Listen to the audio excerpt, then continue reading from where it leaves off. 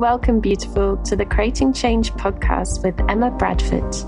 Creating change to fall back in love with ourselves and life. Each episode, I'll be offering insightful stories, concepts, and practical takeaways to inspire your day, reconnecting to the authentic essence within.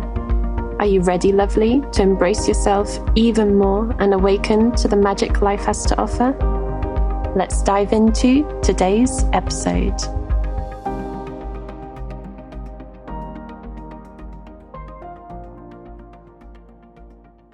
Hello and welcome to another episode of Creating Change with Emma Bradford. In today's episode, I want to talk about rewriting the story.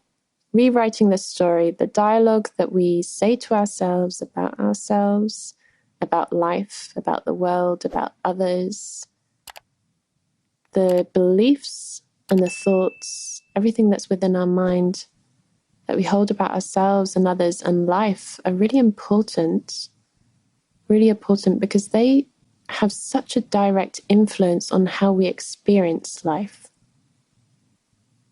We have our senses. We can see, we can hear, we can feel, we can smell, we can taste. There are so many different things as we walk down a crowded street or as we walk along the beach or as we walk in the forest. There's so many things to see, hear, feel, smell, taste. And with all that information that enters our mind, we actually need to make sense of it in order to know how to respond, how to navigate that situation. So we have filters, we have internal filters that organize all of this information. I like to see it as almost like a post office. It's receiving all these letters and it's organizing everything. There's actually a particular part of the brain called the reticular activating system that organizes all this information coming into the brain, and it generalizes, distorts, and deletes. Almost like all these letters are arriving and it's piling up these letters into different piles, to a pile of generalizations, a pile of distortions, and a pile of deletions. Perhaps there are certain things that we delete that we don't even pay attention to because they don't fit in according to our blueprint, our map of the world, our belief system. You see, every single person has a belief system. And this is formed from when we were growing up, especially through the years of 0 to 7, our beliefs about life and ourselves and about others. Beliefs that perhaps we picked up from others, parents and caretakers and at school. Some of these beliefs are really useful. So for example, having the belief that we need to always check before we cross the road, check both ways and just make sure that there are no cars coming, or never put your hand on an open flame because then you can burn. Like certain things are there for our protection and they're useful. And then sometimes there are not so helpful beliefs, like beliefs about money. Money is hard to come by. That is a limiting belief about money. Or about other people and relationships. Relationships are hard. That's another limiting belief. So imagine if we had that belief of relationships are hard, and every time we meet someone and we go into a relationship and we believe that relationships are hard, then what's going to happen? We're actually going to notice all the hardships, all the challenges, even more. We're literally just recreating our life experience according to what beliefs we're holding on to. Whatever beliefs we have within our unconscious mind are really important. If there are some limiting beliefs there, beliefs that limit us in some way, then perhaps we can let go of those. Now, there's often the perspective that we need to get rid of all of the limiting beliefs. We need to let go of all of them. And that's not necessarily the case. We only really need to let go of a limiting belief and rewrite the story if it's something that's really limiting us in living and experiencing the life that we want to experience. Human beings have many beliefs. Beliefs are wonderful. Beliefs are, essentially, they are statements with a feeling of certainty attached to them.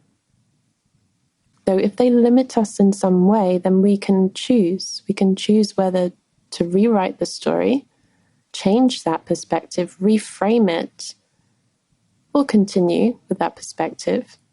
We always have choice. And there are so many different ways to rewrite the story, to shift limiting perspectives. And when we do that, then our whole experience changes. When we shift the perspective, our whole experience changes. There are many different ways to rewrite the story. One way is to actually just in the moment choose a different action. I'll tell you a little story. Many years ago, I was looking to buy some new trainers, and I saw some trainers in a shop, and they were bright turquoise, like almost fluorescent turquoise. And anyone who knows me knows that turquoise is one of my favorite colors. I love it. And when I saw these trainers, my eyes completely lit up. I felt such an expansion of joy within. And I saw these beautiful trainers, and I reached out to pick them up to have a closer look. And I noticed my mind, my inner critic, the critical thoughts within, saying to myself, oh no, too bright, you'll stand out. And I got curious in that moment. And I started remembering memories from school when I used to get teased a lot. I used to get teased a lot about my height and my shoe size. Now, my shoe size is not particularly massive. Just when I was at school, being a young girl, towering over all the young boys there, girls tend to have growth spurts earlier. And I'm very tall, and I used to get teased a lot for my height and because I had slightly bigger feet than other people. That was something that stuck with me, and I always wanted to try and minimize myself and not allow myself to be seen so much, to not stand out so much, because that was a form of protection. If I didn't stand out so much, then I'm safe. Those were the beliefs that I held. And just in that moment of choosing the trainers, seeing those trainers, all those memories started to come back because my unconscious mind was trying to protect me. It's trying to protect me and not allow me to buy those wonderful bright fluorescent turquoise trainers as a way to stay safe. The way that I rewrote the story on that was actually to go against what my unconscious mind was saying. My unconscious mind was saying to go with the safe grey trainers, the dark trainers that no one will notice. And I listened to my heart and soul, and I bought those fluorescent turquoise trainers, and I loved them. And just by doing that action, that was one way to rewrite the story. So we can actually do it through our daily actions and just being curious about where these thoughts and beliefs come from and getting curious about that. Another way to rewrite the story is actually to notice if there are any limiting beliefs that pop up and to challenge it on the spot with the positive opposite. So, for example, if we have the limiting belief of, I'm lazy, what's the positive opposite? One option could be, I'm hardworking. And then noticing in our life, what evidence do we have to support that positive opposite belief? What evidence do we have in our life that supports, I am hardworking? Now, there are steps forward from this. That's the quick version. If you want to take it even further, you can actually find the new true statement, something that's in between those two beliefs. I'm lazy, or I'm hardworking. Noticing what statement could lie in between both of those. Because when we notice in our life, if we're looking for evidence in our life and we notice that there's evidence supporting the limiting belief, maybe there are moments where we've been a little lazy, and maybe there are moments where we've been very hardworking. If we have evidence supporting both statements, neither statement can be 100% true. By finding the positive opposite and then finding the new truth statement, a statement that lies in between the two, we can start rewriting the story even further. So, for example, we have the limiting belief, I'm lazy. We have the positive opposite belief, I'm hardworking. We find evidence in our life that supports both. Neither one can be 100% true if both have evidence. And then we find the new truth statement. For example, I'm hardworking when I feel passionate about something. That new truth statement opens everything up, because then we suddenly realize, oh, it's not about being lazy. It's not about being hardworking. Actually, it's about doing what I enjoy in life. Connecting to what lights me up, what makes me feel passionate about life. So perhaps in those moments where we feel lazy, perhaps we're actually not doing what our soul really wants to do.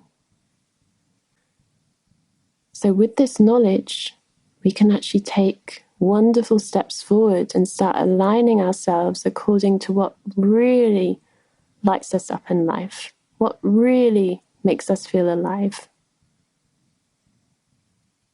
There's so much more about beliefs and limiting beliefs that I could share, though for this short episode, I'll leave it there. If you have any questions, just send me a message on social media. I love to hear what your new stories are about yourself, your positive stories about yourself and life are.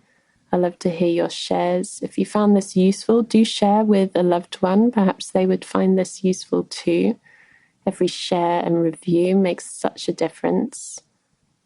And I'll do more episodes about the mind, about the inner critic, about emotions, all these wonderful topics. There'll be plenty more episodes to come. And until next time, sending you lots of love.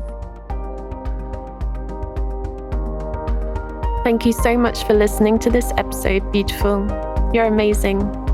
All resources and links can be found on my website, www.emmabradford.net. Link is in the show description. Do come and join my community and share your takeaways from this episode. I'd really love to hear. And don't forget to subscribe so you don't miss any future episodes. Until next time, I wonder, what magic will you experience in life today?